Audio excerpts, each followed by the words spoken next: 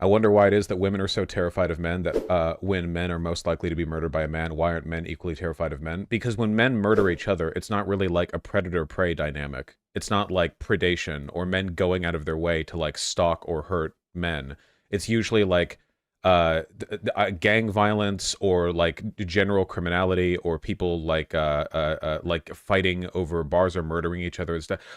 Think about it. Think about it like objectively for a second, okay? We're talking about a murder dynamic where you basically have the two sexes and one of them is significantly less dangerous than the other, and the men are often like incredibly irrational and violent. Wouldn't you, in both cases, also be more afraid of the guy? You know? But like as a guy, you see other men as equals. You know, to you the machismo, like, oh, they're strong and violent. Well, so am I. You know, like bullshit. That's like the default mind to a lot of guys. Like this stupid grug, like, you know, oh, well, they're violent. Well, I'll protect my girl. You know, whereas it's like what's that thing in patriarchy? It's not men versus women. It's men versus men, and women are the ball, right? Where like they're not even like the opponent. They're just the thing you control as you pursue the goal.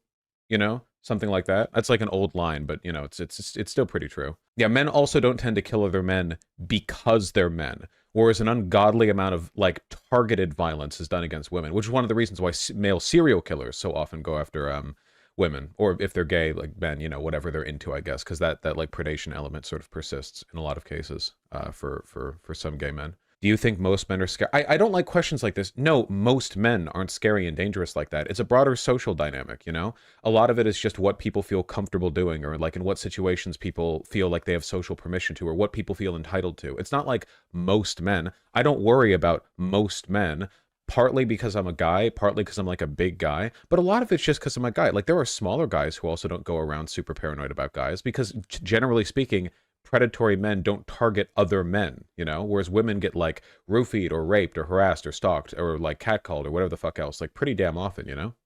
Even before I transitioned, I felt uncomfortable around men because it always felt like there was an unspoken threat of violence behind any disagreement. Because men are fucking crazy and insecure, you know? When people say women are emotional, what they mean is that women cry over burning toast or whatever. And then it's like, oh, well, men are rational as they fucking unironically act like gorillas over any perceived slight to their ego. It's insane. It's one of the reasons you can't, like, generally be friends with guys. Like, bro friendship so often is lovingly referred to in online circles as a kind of, like, camaraderie willingness to prank and make fun of each other, because that's the limit of the sincerity men can express, because anything more than that would sort of trip into the ego and would start like making them really defensive or angry, you know? It's fucking insane, dude. It's crazy. Hey, Jenner, but 5'2", A5 with huge tits. At work, an obviously older man walked up to me and complimented me and gave me his number. I thought it was actually nice and flattering, except after that I realized that he was on my very short bus ride to school and he kept staring at me.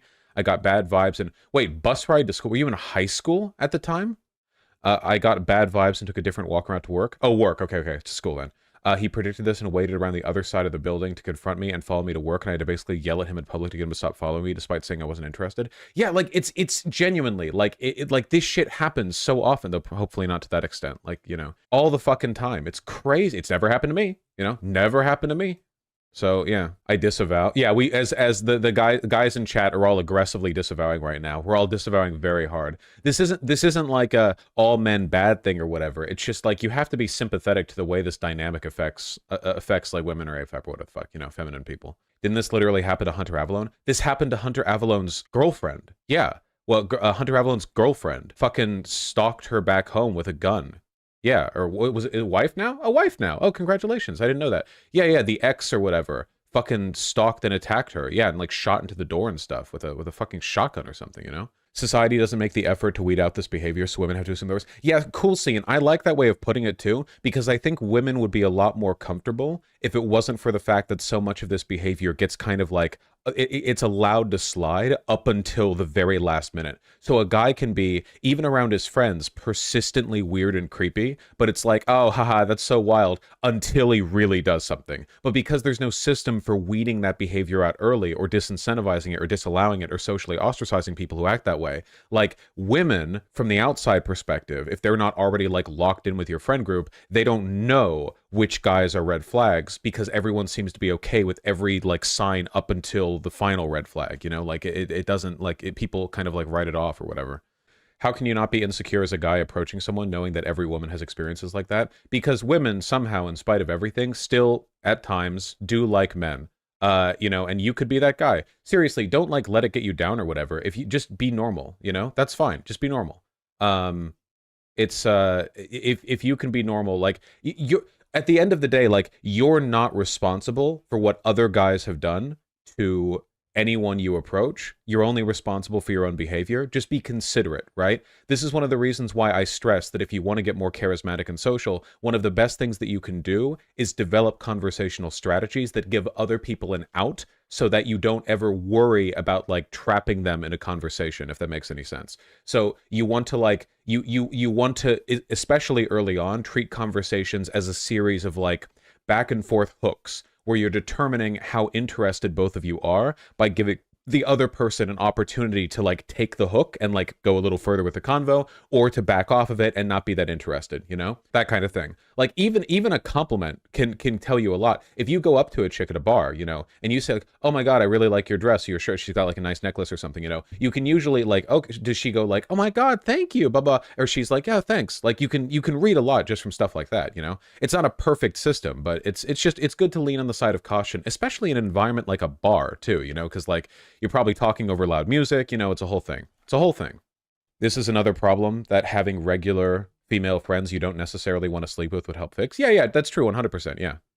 It's, you know, if you have some chicks you just talk to normal, it probably helps a lot just with the basic, you know. I maintain that having a gender mixed stable platonic friend group is one of the best social influences a young man / boy can have. Yeah, 100%. What do you think about women who are just done with men and have that fuck all men attitude? Who cares? They're not hurting you. Like they might be annoying on Twitter or whatever, but like, come on, you know.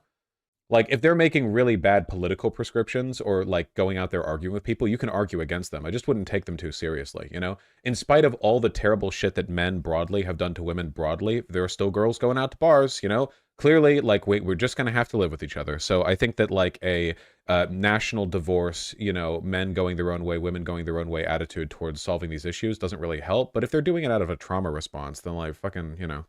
Had a dude visiting town for a month say to my friend some shit like, I'm confident we'll fuck before I leave. Jesus Christ. Well, were they right? Because if they ended up being right, that could be like retroactively Riz, you know? I assume you just mean like totally platonic friend. She was taken at the time? Wait, she was already in a relation? Okay, I gotcha. That's somebody who's read like a lot of red pill forum advice, you know what I mean? See woman who's already taken, you know, like flip the shades, go like, yeah, we're gonna fuck before the end of the night, and then like get slammed after 3 drinks, puke in an alleyway, and pass out in your own puddle of vomit, you know? Really, really hardcore, like, Riz Master shit.